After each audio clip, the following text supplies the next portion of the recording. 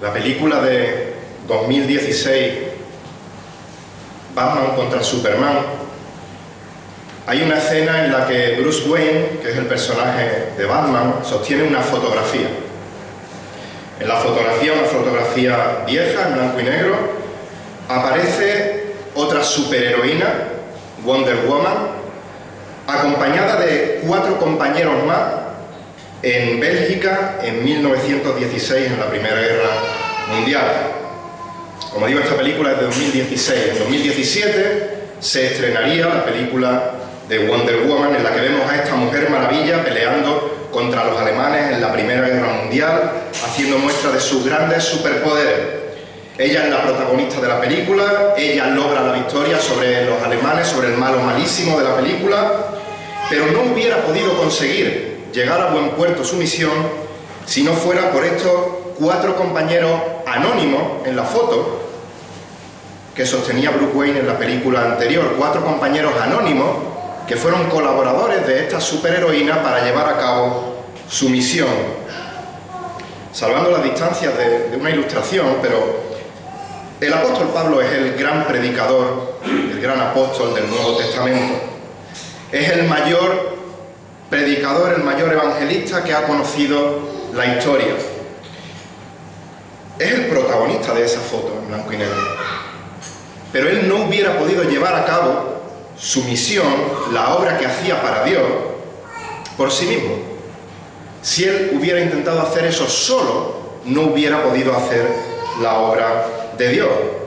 Siempre estuvo acompañado de compañeros, de colaboradores, gracias a los cuales pudo desempeñar su labor para el Señor, la cual redundó en beneficio de las iglesias, y uno de los grandes beneficios, por ejemplo, es recibir por medio de colaboradores la carta que llevamos ya mucho tiempo estudiando y que hoy, Dios mediante, terminaremos, de Colosenses. Así que hoy terminaremos la carta de Colosenses, y en los versículos que vamos a ver hoy vamos a ver 10 colaboradores de Pablo, en los cuales aprendemos 9 ejemplos a imitar y un ejemplo a no imitar. Vamos a ver 9 colaboradores del apóstol Pablo, y en cada uno de ellos veremos ejemplos a imitar. La mayoría de ellos ejemplos buenos y un ejemplo a no seguir de ninguna de las maneras.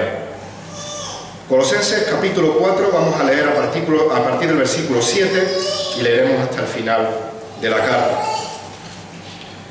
Dice el apóstol Pablo, movido por el Espíritu, 4:7: en cuanto a todos mis asuntos os informará Tíquico, nuestro amado hermano, fiel ministro y consiervo del Señor. Porque precisamente para esto os lo he enviado, para que sepáis de nuestras circunstancias y que conforte vuestros corazones, y con él, Onésimo, fiel y amado hermano, que es uno de vosotros. Ellos os informarán acerca de todo lo que aquí pasa. Versículo 10. Aristarco, mi compañero de prisión, os envía saludos. También Marcos, el primo de Bernabé, acerca del cual recibisteis instrucciones, si va a vosotros, recibidle bien. Y también Jesús, llamado el Justo. Estos son los únicos colaboradores conmigo en el reino de Dios que son de la circuncisión, y ellos han resultado ser un estímulo para mí. Epafras, que es uno de vosotros, siervo de Jesucristo, os envía saludos, siempre esforzándose intensamente a favor vuestro en sus oraciones, para que estéis firmes, perfectos y completamente seguros en toda la voluntad de Dios. Porque les soy testigo de que tiene profundo interés por vosotros y por los que están en Laodicea y en Hierápolis. Versículo 14, Lucas, el médico amado, os envía saludos, y también Demas. Saludad a los hermanos que están en Laodicea, también a Ninfas y a la iglesia que está en su casa. Cuando esta carta se haya leído entre vosotros, hacedla también leer en la iglesia de los laodicenses, y vosotros por vuestra parte leed la carta que viene de la Odisea. Y decid al tipo: cuida el ministerio que ha recibido del Señor para que lo cumpla. Versículo 18. Yo, Pablo, escribo este saludo con mi propia mano. Acordaos de mis cadenas. La gracia sea con vosotros. Hasta aquí la palabra del Señor. Junto con la genealogía, uno de los textos que más se pasa por alto a la hora de hacer una lectura devocional, a la hora de hacer un estudio más profundo de la palabra, son las salutaciones. A primera vista son nombres de personas que saludan a otras personas, o saludan a otras iglesias. Pero como sabemos, toda la Escritura es inspirada por Dios, toda la Escritura es útil y estos saludos son parte de la Escritura. Dios ha querido que estén reflejados en su palabra, ha movido a los autores bíblicos a reflejarlo y por lo tanto es palabra de Dios, es inspirada y como vamos a ver en esta mañana es muy útil. Hay mucha enseñanza en estos saludos para nosotros. Y como he dicho, vamos a ver 10 colaboradores del apóstol Pablo, de los cuales vamos a ver 9 ejemplos a imitar y un ejemplo a no imitar. Y el primero de ellos es Tíquico. En la predicación anterior vimos como Pablo pedía oración por él mismo a sus hermanos de Colosas para que Dios le abriese puertas a dar a conocer el Evangelio, le diese oportunidades para dar a conocer el Evangelio y también que lo pudiese manifestar como es debido. Que predicase bien la palabra de Dios. Estas oraciones fueron respondidas, ya que Dios permitió que su predicación se extendiese por todo Roma, incluso llegando a la casa del mismo César. Pero también durante estos 2 años de encarcelamiento, el Señor le usó para escribir una serie de cartas, las cartas que conocemos como cartas de la prisión: Efesios, Filipenses, Colosenses y Filemón. Ahora bien, pongámonos en el contexto. En aquella época no había internet, no había servicio de correo postal como el que tenemos hoy día. Pablo encima no podía llevar la carta en mano porque estaba encarcelado, así que necesitaba a alguien de mucha confianza, un hermano fiel en el Señor, para llevar esta carta desde Roma al larguísimo viaje que iba hasta Colosas. ¿A quién le da esta responsabilidad? ¿En quién confía una carta inspirada por Dios para llevarla a otra iglesia? A Tíquico. Tíquico, el cual probablemente llevase también las cartas de Efesios, las cartas de Filemón a su destinatario. Tíquico, oriundo de Asia Menor, como vemos en Hechos capítulo 20, versículo 4, y al cual define el apóstol Pablo con 3 adjetivos, 3 cualidades, 3 características.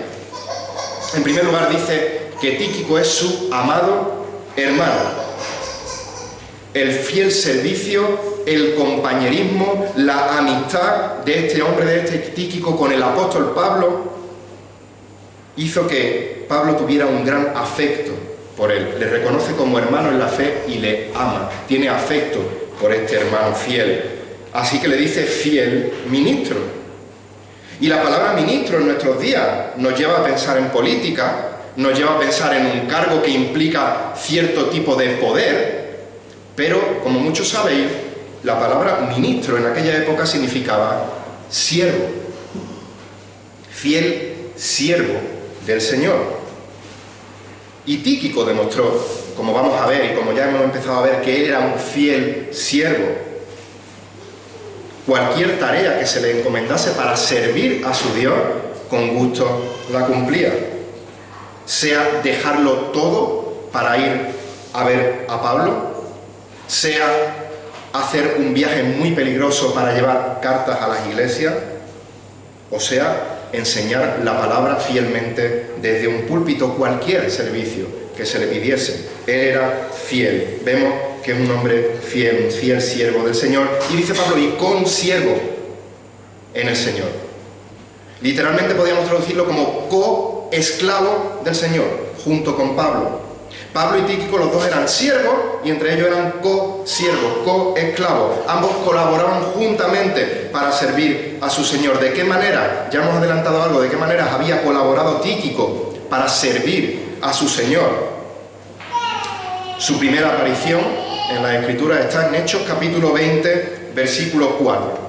Aquí ya empezamos a ver la fidelidad de este siervo.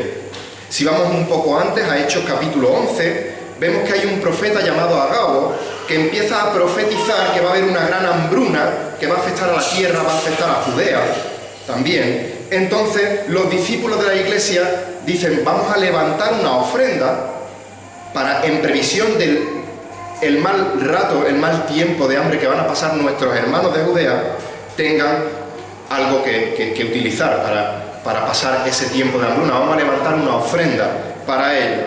En 2 de Corintios, capítulos 8 y capítulo 9, Pablo explica que tiene intención de ir a Macedonia para recoger otra ofrenda para los hermanos pobres de Jerusalén.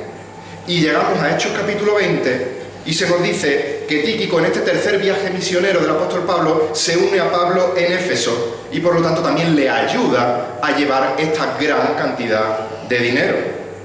No había tarjeta de crédito, el dinero estaba en metálico, era una gran cantidad de dinero. No solo era peligroso que una sola persona llevase tanto dinero, sino que además pesaría mucho. Repartirían entre varias personas confiables esa ofrenda y Tíquico ayuda, se une a Pablo en este viaje misionero. Además de viajar grandes distancias, que llevaban mucho tiempo, incluso meses, Tíquico decide acompañar a Pablo, por lo tanto está dispuesto a abandonar todo lo que tenía en donde él vivía, durante el tiempo que hiciese falta. Su familia, su trabajo, sus amigos, su iglesia, todo para poder acompañar al apóstol y colaborar con él, ayudarle en sus viajes.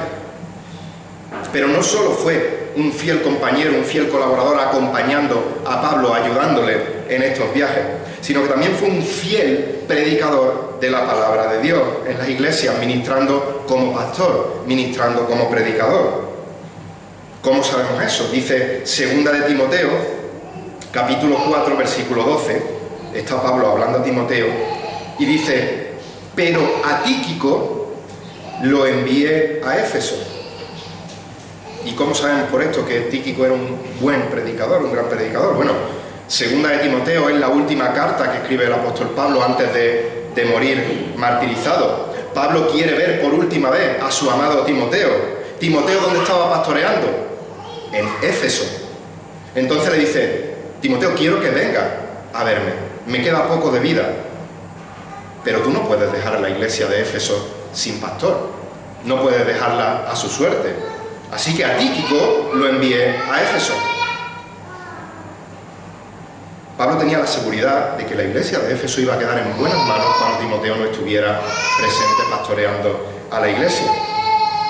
Tito está pastoreando una iglesia. Pablo le pide a Tito también que vaya a donde él está, pero primero se asegura de que también la iglesia quede a buen recaudo. Y le dice en Tito 3:2: cuando te envíe a Artemas o a Tíquico, procura entonces venir a verme a mí a Nicópolis, porque he decidido pasar allí el invierno. Pero primero que llegue uno de estos dos fieles predicadores de la palabra, y luego viene a verme. ¿Necesitas llevar una carta? ¿Necesitas transportar una ofrenda? ¿Necesitas pastorear una iglesia? ¿Necesitas que alguien transmita fielmente lo que le quieres decir a otra persona sin miedo alguno de que juegue al teléfono escacharrado y llegue otro mensaje distinto? Cuenta con Tíquico, con su fidelidad y con su servicio. La pregunta es: ¿qué hay de Juanvi? ¿Qué hay de vosotros? ¿Somos serviciales para con nuestros hermanos? ¿Tu hermano o tu hermana puede confiar en tu integridad, en tu fidelidad para con el Señor al encomendarte cualquier petición, cualquier tarea?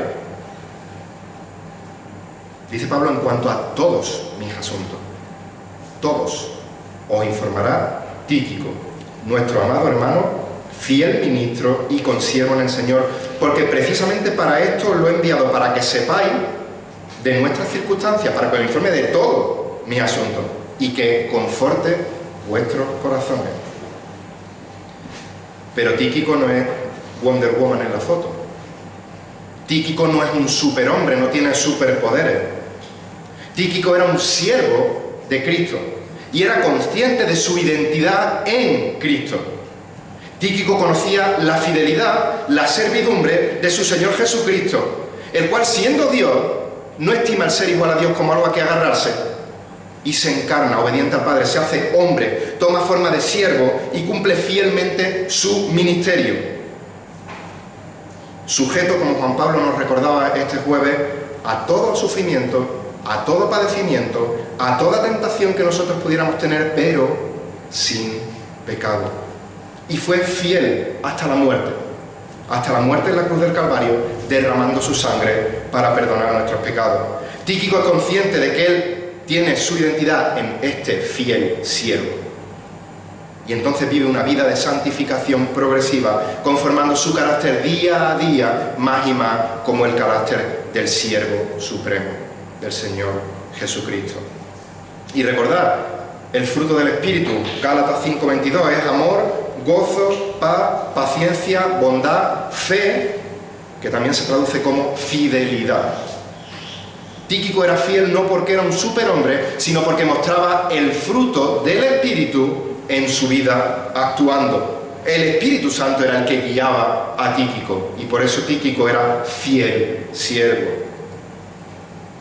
Dios quiera que su palabra predicada transforme nuestros corazones para que seamos conscientes, los que hemos sido salvados, de nuestra identidad en Cristo, que hemos sido comprados en el mercado de esclavos a precio de sangre, a precio de la preciosa sangre de Jesucristo.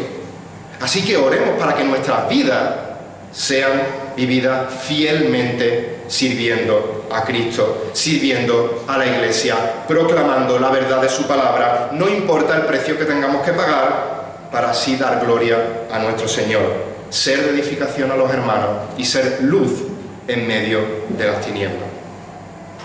Estamos viendo 10 colaboradores de Pablo, que nos dan unos ejemplos a imitar y otros ejemplos a no imitar. Imitemos a Tíquico, imitemos a Onésimo.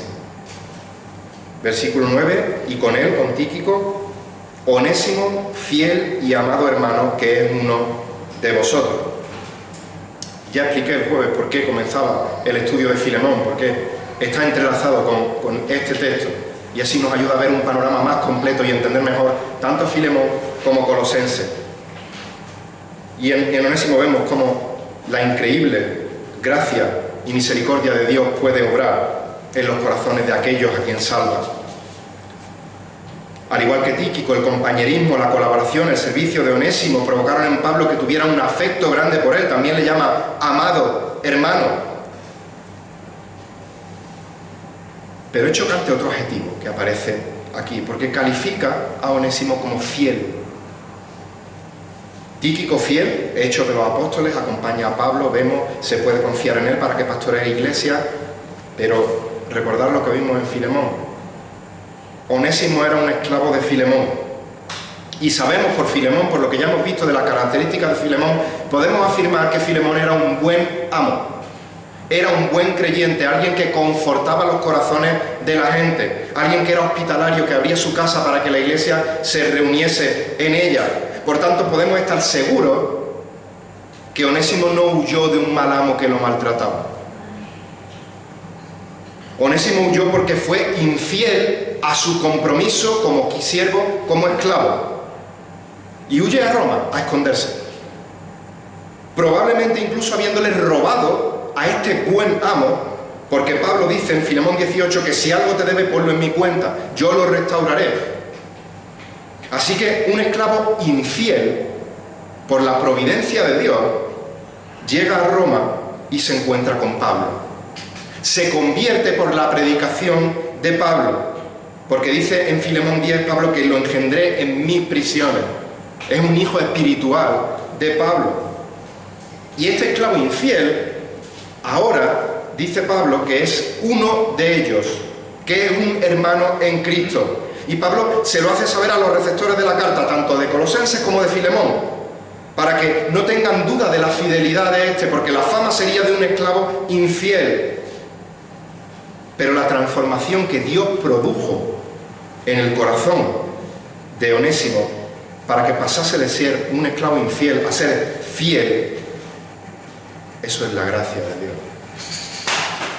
Eso es el poder del Espíritu Santo. Y fijaros que es fiel, que Pablo no solo dice, bueno, antes ha huido, ahora es un hermano en la fe, sino que es tan fiel que junto con Tíquico le puede confiar el transportar esta carta sabiendo que va a llegar a su destino, a Colosas.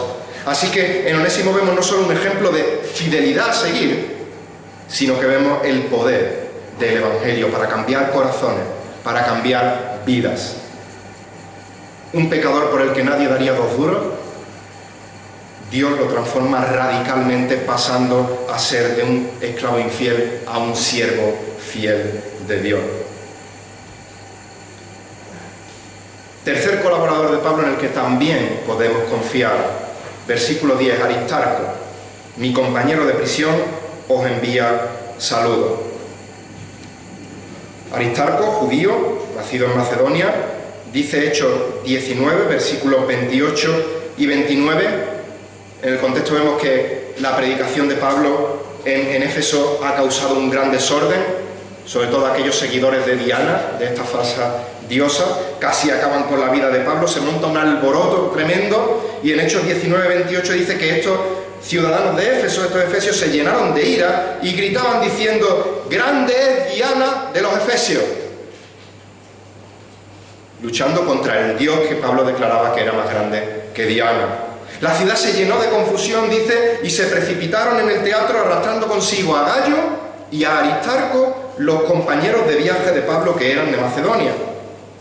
Aristarco no vio el jaleo que se le venía encima y abandonó a Pablo, sino que cuando la situación explota, en vez de salir corriendo, sigue fiel a Pablo. De manera que la muchedumbre ve que viene hacia él, lo agarran y es arrastrado con ellos. Y no lo dice la palabra, pero probablemente no fue para darle caricias y decirle cosas bonitas. Hechos 20, capítulo 20, versículos 4 y 5, vemos que Aristarco acompaña a Pablo rumbo a Jerusalén con la ofrenda de la que hablábamos antes, junto con Tíquico. Hechos 27, 1 y 2, leemos que Aristarco estaba en el barco junto con Pablo, que le llevaba a Pablo preso a Roma, y muy probablemente él estaba preso junto con Pablo. Y ahora leemos que Pablo le dice compañero de mis prisiones, compañero de prisión. Así que de Aristarco aprendemos que la fidelidad tiene un precio. Que la fidelidad no es fácil. Pero con Aristarco aprendemos que la fidelidad, a pesar de tener un precio, a pesar de no ser fácil, merece la pena pagar el precio. Merece la pena pagar el precio de la fidelidad a nuestro Señor. Solo tenemos que mirar la gloria de nuestro Dios, solo tenemos que mirar la palabra de Dios, solo tenemos que mirar las promesas de Dios, mirar la salvación tan grande que hemos recibido de nuestro glorioso Señor y Salvador Jesucristo, ver la transformación de muerte a vida que ha producido en nuestras vidas. Entonces, ni por un segundo dudaremos que merece la pena pagar el precio. Otro ejemplo a imitar, Marcos. Versículo 10. También Marcos, primo de Bernabé, acerca del cual recibisteis instrucciones, si va a vosotros a veros, recibidle bien. Este nombre suena un poquito más que los anteriores. Pablo identifica a este Marcos como el primo de Bernabé, por lo tanto no hay duda que el escritor del Evangelio que lleva su mismo nombre es este, Marcos. Sobrino traduce Reina Valera, primo traduce la Biblia de las Américas, y se puede entender como primo o como sobrino, pero gracias también por la aclaración. También es conocido como Juan Marcos, y hubo un tiempo en el que este Marcos no tenía la fama de evangelista, sino que tenía la fama de el infiel causante de división. Leemos Hechos 13:13. Pablo y sus compañeros zarparon de Pafos y llegaron a Perge de Panfilia, pero Juan, este Juan Marcos, el mismo que se menciona en Colosenses 4, apartándose de ellos, regresó a Jerusalén. No sabemos el motivo exacto del abandono de Marcos, pero sí sabemos que abandonó a Pablo. Sabemos que abandonó a los compañeros de Pablo. Y sabemos que regresó a Jerusalén, donde estaba su mamá. Volvió a casa. Ya hemos visto que los viajes eran largos, los viajes eran peligrosos, los viajes requerían sacrificio, requerían esfuerzo, requerían dejar mi casa, requerían mucho esfuerzo. Marcos calculó el precio y dice, me voy a casa. 2 capítulos más adelante, Hechos 15, Pablo va a empezar su segundo viaje misionero, Bernabé va con Pablo y dice, que venga mi familia conmigo, Marcos. Pablo necesitaba compañeros confiables. Marcos en ese momento no le era de fiar, puesto que le había abandonado. Así que Pablo dice, yo no me llevo a este conmigo. Bernabé dice, yo sí quiero llevarle conmigo, que es familia mía. Se produce la separación entre Pablo y entre Bernabé. Pero pasa el tiempo, Dios obra en la vida de Marcos. Pablo se da cuenta de que hay un cambio en la vida de este hermano, un cambio para bien. Pablo se da cuenta de que es valioso para su ministerio y vuelve a acogerle. Volvemos a 2 de Timoteo, volvemos a los últimos momentos de la vida de Pablo, capítulo 4, versículo 11, antes de ser ejecutado, dice: toma a Marcos y tráelo contigo, porque me es útil para el ministerio. Y yo dudo mucho que en los últimos momentos de vida le apeteciese estar con alguien del cual no se fiaba. Pero me gustaría que fijásemos en otro detalle en cuanto al cambio de vida de este Marcos. Marcos abandona a Pablo. Pasa un periodo de tiempo, Marcos vuelve a ser fiable para Pablo porque Dios produce una transformación en la vida de Marcos. ¿A quién pone Dios según su providencia en el camino de Marcos para que transforme la vida de este? Primera de Pedro 5:13.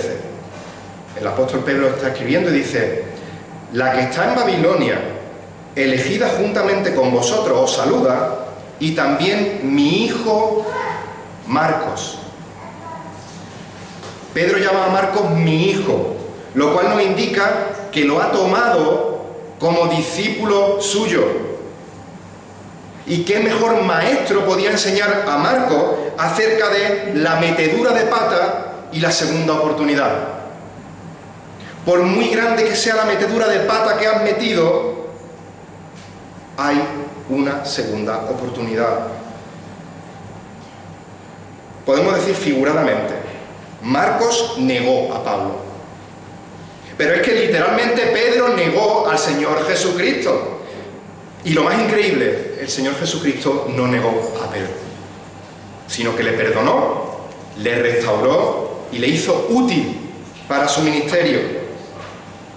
De la misma manera, Marcos había sido restaurado y ahora era útil para Pablo. Ahora Pablo está en la cárcel. Él conocía los posibles prejuicios, igual que con Onésimo, que los receptores de la carta podían tener de Marcos, la fama de este que ha abandonado al apóstol. Así que da instrucciones. No se nos dice cuál es exactamente, pero dice: si va a vosotros, recibidle bien. Que este ya no es el que no es de fiar, que me ha dejado tirado. Recibidle bien porque es alguien útil. Es un fiel hermano, es un fiel colaborador. Así que con Marcos aprendemos, por un lado, que no importa el fracaso, no importa el fallo, no importa el error que tú hayas cometido en el pasado. En Cristo tienes perdón, en Cristo tienes restauración, en Cristo puedes ser útil en sus manos. No importa cómo hayas empezado la carrera, lo que importa es cómo continúa la carrera. Pero por otro lado aprendemos, si antes aprendemos que tú, el error que tú hayas cometido, el fallo que tú hayas cometido tiene solución, por otro lado aprendemos que no importa el fracaso, el fallo o el error que yo o que otro hermano haya cometido contra ti, siempre tenemos que estar dispuestos a perdonar, a restaurar, a discipular al hermano, a amar al hermano, a la hermana, para que pueda volver a ser útil para la gloria de Dios. 10 colaboradores de Pablo, de los que aprendemos ejemplos a imitar y ejemplos a no imitar. Otro ejemplo a imitar, versículo 11, Jesús llamado justo. Estos son los únicos colaboradores conmigo en el reino de Dios, que son de la circuncisión y que ellos han resultado ser un estímulo para mí. Lo único que sabemos en la Biblia de este hombre es lo que se dice aquí. No aparece en ningún otro texto. Su nombre es Jesús, era el nombre Yeshua, el nombre Josué, muy común entre los judíos, que significa Jehová es Salvador. Y se nos dice que era de la circuncisión, era judío igual que Aristarco, igual que Marcos, y que de la misma manera que estos, había sido un estímulo, dice la Reina Valera, un consuelo para Pablo. Pensamos en el apóstol Pablo y vemos al gran apóstol de Jesucristo. Y lo era. Pero era un ser humano como tú y como yo. Se desanimaba como yo y como tú. Necesitaba de ánimo, de estímulo, de consuelo, como cada uno de los que estamos aquí.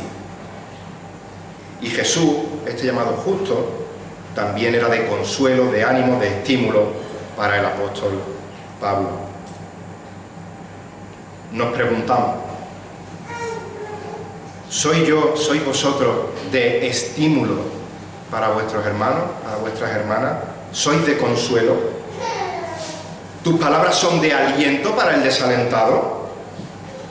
¿O tus palabras añaden desánimo, añaden carga, añaden desconsuelo a las cargas que ya de por sí puede tener tu hermano, puede tener tu hermana?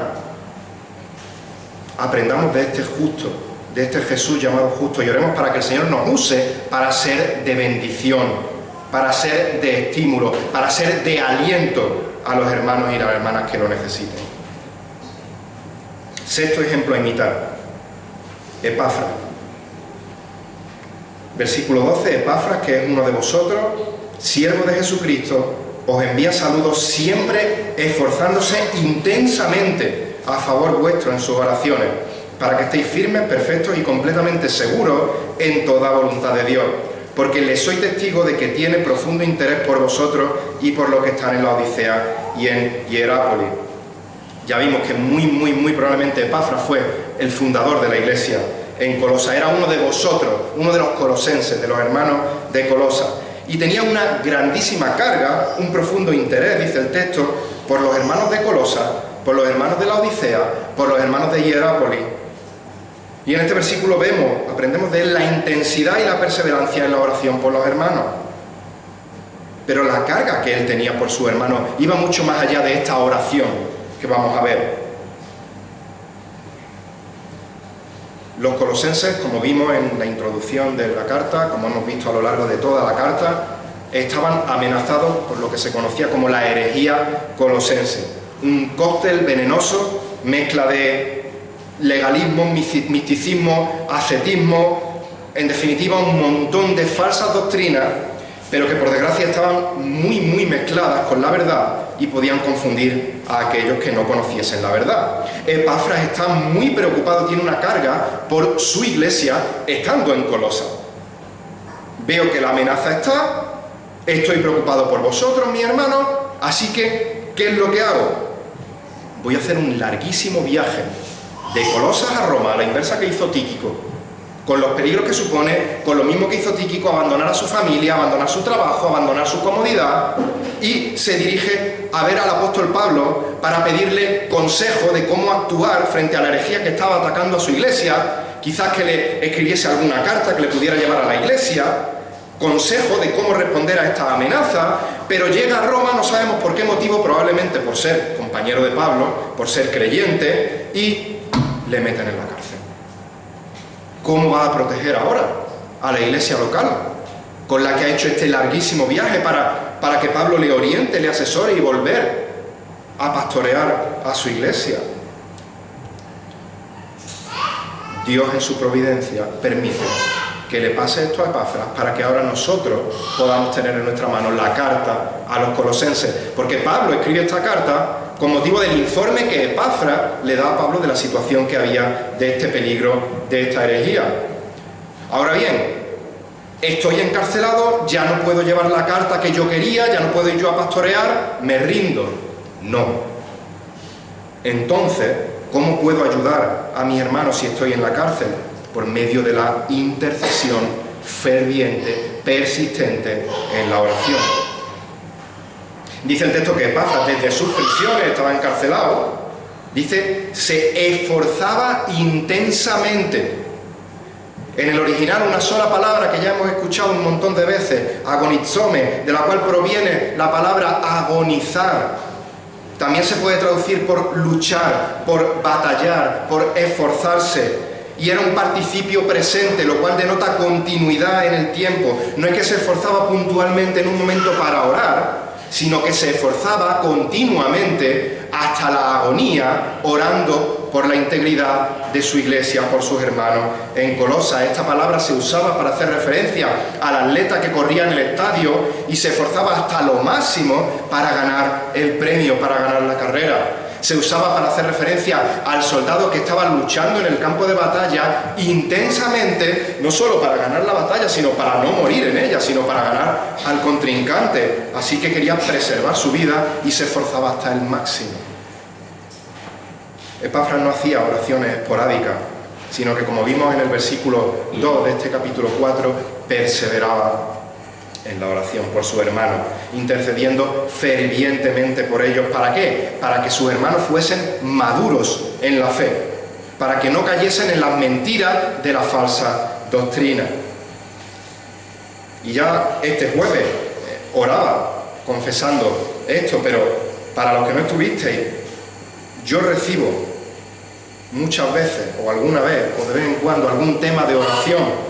La lista de oración que ponemos los jueves, los domingos se comunica algo. Motivo de oración por un hermano de esta iglesia, motivo de oración por hermanos de otra iglesia, motivo de oración por la iglesia perseguida, por alguien, algún motivo concreto de oración. Comienzo a orar. Incluso guardo un tiempo para intentar orar intensamente por ese motivo de oración. Pero al día siguiente, a los 2 días, a las pocas horas, se me olvida seguir orando por ese motivo, hasta que el jueves siguiente, el domingo siguiente, se me vuelve a recordar ese tema de oración. Me cuesta perseverar en la oración, y cuanto más intensamente. Yo no sé si a vosotros os pasa lo mismo. Yo lo que sí os recomiendo, por lo menos para mí, es útil tener una lista, un cuaderno, con todos los motivos de oración, y así abrirlo y no tener excusa para olvidarme de ello. Así que oremos a Dios para que podamos orar como Epafras, orando fervientemente, persistentemente, esforzadamente, hasta la agonía si es necesario, por la madurez espiritual de nuestros hermanos en la fe, por la sana doctrina de la Iglesia que se mantenga firmemente predicada, y que no nos dejemos engañar por la falsa enseñanza, y aprendamos de la carga que Epafras tenía por sus hermanos en la fe. Séptimo ejemplo, también a imitar. Lucas, el amado médico, os envía saludos, versículo 14. También nos suena este nombre, el escritor que lleva el evangelio de su mismo nombre, el escritor del libro de Hechos. Además de ser médico, sabemos que era un hombre con mucha preparación, con mucha cultura, versado en geografía, en historia, conocedor de otras culturas. Pero Pablo aquí le define como el médico amado. Muy probablemente era el médico personal de Pablo. Muy probablemente desempeñaría su labor como médico entre los hermanos donde él residiese y que lo necesitasen. Este amado amigo de Pablo se unió a Pablo en su segundo viaje misionero y continuó con Pablo casi por toda la vida de Pablo. Y Lucas es un ejemplo a imitar, no solo de fidelidad, como todos los hombres que hemos visto hasta ahora, sino también aprendemos de Lucas el poner a la disposición de Dios, poner a la disposición de los hermanos nuestros talentos, nuestro trabajo, nuestras habilidades. Dios nos ha dado a cada uno un trabajo, unas habilidades, unos talentos, y tenemos que ser sabios para usarlos para el servicio del Señor. Que todo lo que hagamos, sea que comamos, sea que bebamos, sea que trabajemos, sea que estudiemos, lo hagamos para la gloria de Dios.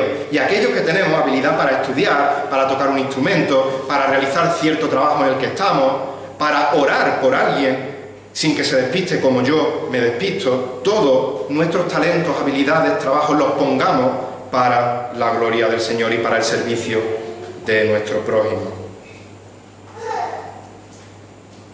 Ejemplo número 8, alerta. No imitar. Y también Demas. Si Marcos es un ejemplo de alguien que empieza mal y termina bien, Demas es todo lo contrario. Demas comenzó aparentemente bien y terminó de la peor manera que puede terminar una persona, apostatando de la fe. En este versículo solo se nos dice y también Demas. En Filemón, versículo 24, junto a Lucas, que aquí aparece también junto a Lucas, se le llama Lucas y Demas mis colaboradores. O sea que podemos decir que Demas era colaborador del apóstol Pablo. Y hemos visto que colaborar con Pablo no era tarea fácil. Demas habría pasado por situaciones difíciles junto al apóstol y ahí seguía el tío, acompañando al apóstol Pablo en la cárcel. Colaborador fiel. Segunda de Timoteo 4, versículos 9 y 10. Leemos algo muy, muy triste sobre este Demas. Pablo está a punto de morir, ejecutado. Habla con Timoteo, versículos 9 y 10 del capítulo 4 de Segunda de Timoteo.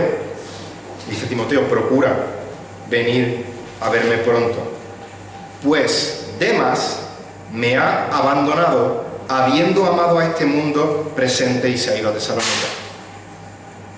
En Demas encontramos un ejemplo a no imitar, pero también encontramos una enseñanza vital a imitar: la importancia de perseverar en la fe. La importancia de perseverar en la fe. Demas no perseveró en la fe. Y esto demostró no que perdiese la salvación porque no perseveró en la fe. Sabemos que la salvación, una vez que eres salvo, no la puedes perder, sino que demuestra que nunca fue salvo. Dice, abandonó a Pablo amando a este mundo presente. Y 1 de Juan 2:15 dice: no améis al mundo ni las cosas de este mundo. Si alguno ama al mundo, el amor del Padre no está en él. Demas es un ejemplo de manual, un ejemplo de libro de lo que es un apóstata. Alguien que ha recibido clarísimamente la luz del Evangelio por medio del apóstol Pablo, en este caso. Alguien que ha visto los milagros que Dios hacía a través del apóstol y de sus discípulos, grandes señales del poder del Espíritu. Alguien que ha visto cómo la palabra de Dios transformaba radicalmente vidas de pecadores en santos, pero terminó amando al mundo y se fue con el mundo. Demas era la semilla de la parábola del sembrador de Lucas 8 en los versículos 7 y 14. De estas semillas que se fueron sembrando, dice Lucas 8:7, que una parte de estas semillas cayó en los espinos, y los espinos al crecer con ellas la ahogaron. Y cuando explica el significado en el versículo 14 dice: esta semilla que cayó entre los espinos son los que han oído, y al continuar en su camino, en el camino de la buena semilla, no en su camino propio, al continuar en su camino son ahogados por las preocupaciones, la riqueza, los placeres de esta vida, y el fruto no madura. La salvación no se pierde. La salvación es por gracia, por medio de la fe, no por obra. Pero una forma de saber si eres realmente salvo, si eres realmente salva, es que estás perseverando en la fe.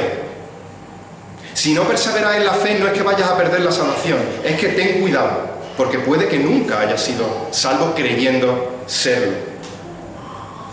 Cuidémonos de este mundo, de las tonterías de este mundo, de tonterías atractivas de este mundo, de placeres que llaman la atención y que si metes la pata te dan placer, pero un placer temporal, un placer que no vale la pena y un placer que te lleva a la condenación. Poner nuestra mira en las cosas de arriba y no en las de este mundo. Cuidado con los placeres temporales de este mundo. No imitemos a Demas. Imitemos a Ninfa, ejemplo número 9, versículo 15, saludad a los hermanos de la Odisea y también a Ninfa y a la iglesia que está en su casa. También se nos dice muy poquito de esta Ninfa. Sabemos que por los mapas la Odisea estaba muy cerquita de Colosa, unos 17 kilómetros, y aunque en aquella época la distancia era mucho mayor que si tenemos que hacer 17 kilómetros ahora en coche, pero podemos suponer que había una buena relación entre esta iglesia. Y como sabéis, las iglesias no se reunían en aquella época en locales de culto. ¿Por qué? Porque el cristianismo estaba perseguido en aquella época. Abrir un local de culto y reunirse era decir, venir a por nosotros y llevarnos al circo. Así que hermanos fieles, hermanas fieles, practicaban lo que aprendemos de esta ninfa, a ejercer la hospitalidad con los hermanos. Ninfa abría su casa con el peligro que ello conllevaba de acoger creyentes, acoger cristianos en su casa, y abría su casa como iglesia a los hermanos. Ninfa es un ejemplo a imitar de la hospitalidad bíblica. Y antes de pasar al último ejemplo, ya vamos terminando, de imitar, Pablo hace un paréntesis y hace una petición, versículo 16. Dice: cuando esta carta haya sido leída entre vosotros, haced que también se lea en la iglesia de los laodicenses y que la de la Odisea, no sabemos qué carta era, pero que esa carta la leáis entre vosotros. Hemos dicho, no había internet, no había servicio postal, no era como hoy, sino que eran cartas enviadas por hermanos fieles que hacían largos viajes para entregarlas a su destinatario. Así que imaginaros la reacción de una iglesia local reunida en una casa cuando llegaba alguien con una carta de un apóstol. Eso era un tesoro. Imaginaros la alegría de los creyentes. Se reunía toda la iglesia y se leía públicamente la carta. Dice 1 Timoteo 4:13, Pablo le dice a Timoteo, entre tanto llego, ocúpate en la lectura de la Escritura, la exhortación y la enseñanza. 1 Tesalonicenses 5:27, Pablo pide a la iglesia, os encargo solemnemente por el Señor, que esta carta sea leída a todos los hermanos. Apocalipsis 1:3, bienaventurado el que lee y los que oyen las palabras de la profecía y guardan las cosas escritas en ella. Esta carta era, como se dice coloquialmente, era oro en paño. Era un tesoro para la iglesia, así que una vez recibida, no solo se leía públicamente, sino que se copiaba para poder llevarla a otras congregaciones y que se leyese en las otras congregaciones. ¿Qué importancia tiene la lectura pública de las Escrituras en la iglesia? Y lo digo porque he estado en iglesia en la que ha habido una predicación, por llamarla de alguna manera entre comillas, en la que la persona que da la charla se tira 40 minutos hablando y ni siquiera abre las Escrituras. Lo único que hacen es dar una charla motivacional para que las personas que escuchan se sientan mejor consigo mismas y así pueden llegar mucho más felices al infierno. No se trata de llegar un domingo, de llegar un jueves y de leer todo un libro, de leer toda una carta, que por cierto no estaría mal de vez en cuando. Se trata de que entendamos la importancia de la centralidad de la palabra de Dios. Que cada vez que abrimos la palabra de Dios en el púlpito, en vuestros bancos, en vuestras casas, para leerla, sea una epístola, sea un capítulo, sea un versículo, pongamos toda nuestra atención, escuchemos con toda reverencia, porque lo que estamos leyendo es la santa palabra inspirada por Dios. Ejemplo número 10 a imitar, versículo 17. Decida Arquipo, cuida el ministerio, dice la Reina Valera, cumple el ministerio que has recibido del Señor, dice cuida del ministerio para que lo cumplas. Reina Valera dice cumple el ministerio que has recibido. Ya vimos en Filemón capítulo 2, hace un par de jueves, probablemente Arquipo era el hijo de Filemón. Muy probablemente, Pablo, como le llama compañero de milicia, fuese un predicador en la iglesia en la que se reunía. Y Pablo le hace una encomendación, le dice, a la iglesia le dice, decirle a Arquipo que cumpla con el ministerio que ha recibido del Señor. Y no creo que esto signifique que Arquipo no estaba cumpliendo con el ministerio y que entonces Pablo le diga a la iglesia, darle una colleja, un toque de atención y que cumpla con el ministerio que ha recibido del Señor. Dudo mucho que esté diciendo eso, porque en 2 Timoteo 4:5 Pablo le hace a Timoteo una encomendación muy similar. Dice, 2 Timoteo 4:5, pero tú sé sobrio en todas las cosas, sufre penalidades, haz trabajo de evangelista, cumple con tu ministerio. Y Pablo lo que está haciendo aquí es exhortando y animando a Timoteo a que cumpla el ministerio por medio de la predicación fiel de la palabra a pesar del sufrimiento y las penalidades que esto le podía generar. Está animando a que siga haciendo el trabajo y a Arquipo le está diciendo las mismas palabras, le está diciendo lo mismo. Le está diciendo, mira Arquipo, Epafras no va a volver, por lo menos de momento. No está ahí para predicar a los colosenses. Epafras me ha avisado de las herejías que están amenazando las iglesias. No te dejes amedrentar, acobardar por la situación.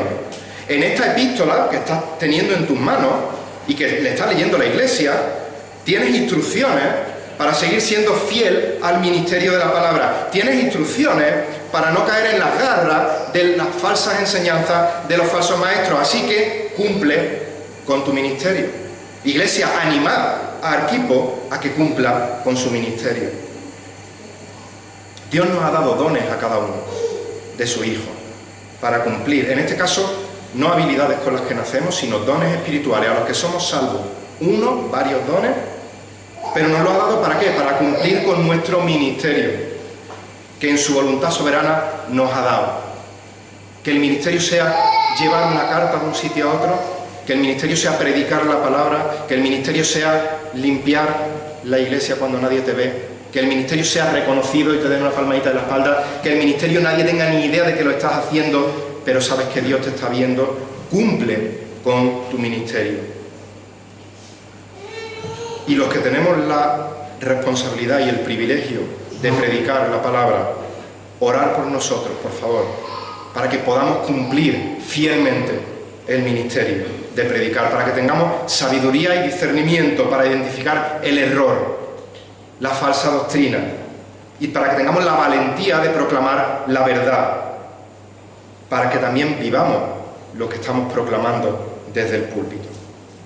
Y el apóstol Pablo termina con un triple cierre. Versículo 18. Yo, Pablo, escribo este saludo de mi propia mano. Acordaos de mis cadenas. La gracia de Dios sea con vosotros. En primer lugar, Pablo da el sello de autenticidad de la carta. Yo, Pablo, escribo con mi propia mano. Como sabéis, Pablo solía usar amanuenses, solía usar gente a la que le dictaba la carta y ellos son los que la escribían a mano. Pero él firmaba de puño y letra la carta para que sepan que no era una carta falsa, como sello de autenticidad. En segundo lugar, Pablo pide que se ore por él mismo. Dice, acordaos de mis cadenas. Que el Señor hubiese determinado en su plan soberano de que Pablo tenía que estar en la cárcel en aquellos momentos. Que Pablo de buena gana lo aceptase porque sabía que era la voluntad soberana del Señor, no significaba que eso fuera fácil para Pablo, estar encarcelado. Así que pide a sus hermanos que oren por él. Acordaos de mis cadenas. Acordaos de mí, no es fácil estar encarcelado. Acordaos de mí, que os estoy pidiendo también que se me abra puerta para seguir predicando fielmente la palabra del Señor. Y por último, Pablo cierra la carta encomendando a la iglesia de Colosas a la gracia de Dios. La gracia sea con vosotros. Qué mejor manera de cerrar una carta. Encomendar a la iglesia a la gracia de Dios. Dios, por su gracia, mandó a su Hijo Jesucristo como sacrificio perfecto para salvarnos de la condenación eterna. Dios, por su gracia, nos salvó dándonos fe para creer. Dios, por su gracia, se ha revelado a nosotros en su santa palabra. Dios, por su gracia, nos ha colocado en esta iglesia, en un cuerpo de creyentes para vivir como cuerpo para su gloria. Dios, por su gracia, mediante la ayuda del Espíritu Santo, nos ayuda a perseverar en la fe y ser conformados a la imagen de nuestro Señor Jesucristo y vivir vida santa. Dios, por su gracia, nos ha dado el privilegio de alabarle, como hemos hecho en esta mañana. Dios, por su gracia, nos ha dado el regalo de la oración para poder hablar directamente con el Dios creador de todo el universo. Dios, por su gracia, está haciendo latir tu corazón en este momento. Así que creo que el mejor modo de terminar esta predicación es al igual que Pablo termina su carta, encomendándoos a vosotros a la gracia de Dios. Así que la gracia de Dios sea con vosotros y a Él sea la gloria. Vamos a orar.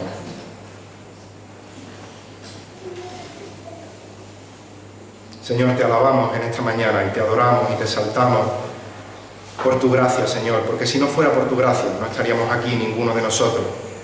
Si no fuera por tu misericordia, no sabemos dónde estaríamos, Señor. Como se nos ha leído antes en el Salmo 106, a pesar de la infidelidad del pueblo, tú decides liberar, tú decides perdonar, no porque hayas visto algo digno, merecedor en nosotros de ser amable, de ser amado, sino por gracia que tú nos has amado a nosotros y por gracia tú has entregado a tu Hijo Jesucristo, Señor. Que por tu gracia tu Espíritu obre en los corazones de los que en esta mañana no son salvos aquí, Señor, que tu Evangelio penetre en ellos, que sus vidas se rindan a tus pies, Señor. Y a los que nos has salvado, Señor, que tu gracia permita que tu Santo Espíritu nos vaya moldeando cada día más y más a la imagen de tu Hijo. Ayúdanos a vencer nuestro orgullo, ayúdanos a vencer nuestro yo,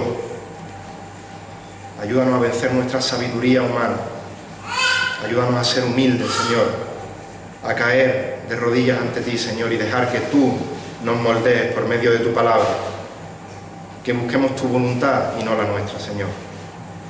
Gracias porque por tu gracia podemos estar ahora mismo teniendo esta oración y saber que tú nos estás escuchando, Padre. Que tu palabra predicada en esta mañana actúe en la vida de cada uno según tu voluntad para la que tú consideres necesario, Señor. Esto oramos agradecidos en el nombre de tu Hijo amado. Amén.